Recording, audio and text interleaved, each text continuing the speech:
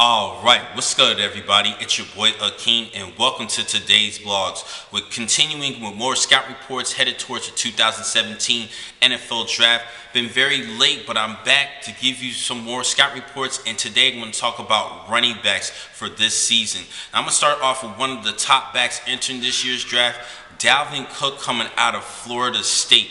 This kid is hailing from Miami, Florida. He looked like the U type of a player, like a type of a kid, but decided to head over to Tallahassee to become a Nole, and he was a record-breaking leading rusher in a career for the Seminoles, breaking former great Warwick Dunn. He actually has over 4,400 yards on the ground. Decided to end up his junior season to leave his last year of eligibility to enter this year's draft. Now, this kid is a great running back, and it's time to talk about his strengths and weaknesses.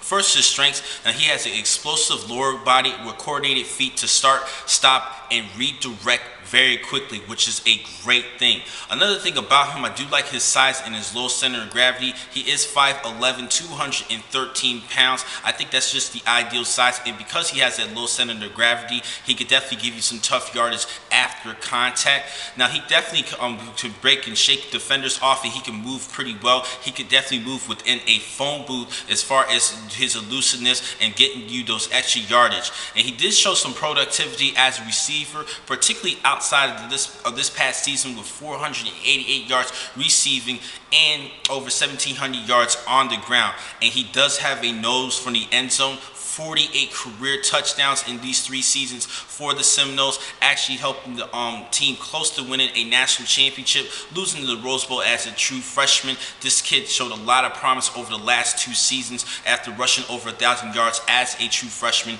then over 1,600 yards, then over 1,700 yards in 2016.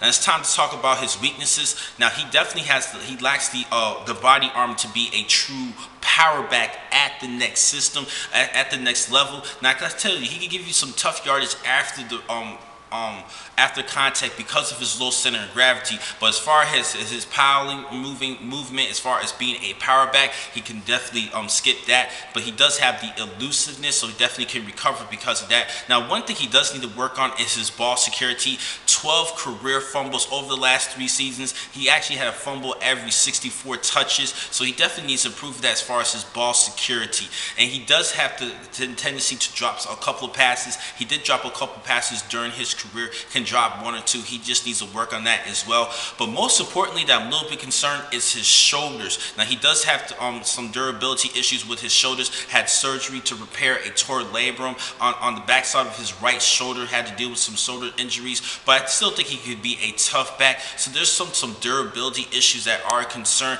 And lastly, he needs to work on his blocking technique. He doesn't really show too much that he's a willing blocker. Just needs to improve just a little bit as an overall team player as far as blocking for his quarterback. But this is actually one of the best overall running backs entering this year's draft. And I think this is a solid first round selection from a mid to the end of the first round. The race is between him and Leonard Fournette from LSU. So that's my evaluation of him. A little bit of a comparison to Warwick Dunn, but just not as, I believe, not as small as Warwick Dunn. Warwick Dunn was a little bit smaller during his time at Florida State. He was a first-round selection as well. But some people might compare him in between Warwick Dunn and Marshall Faulk. So this is a good talent, and I hope the best for him at the next level.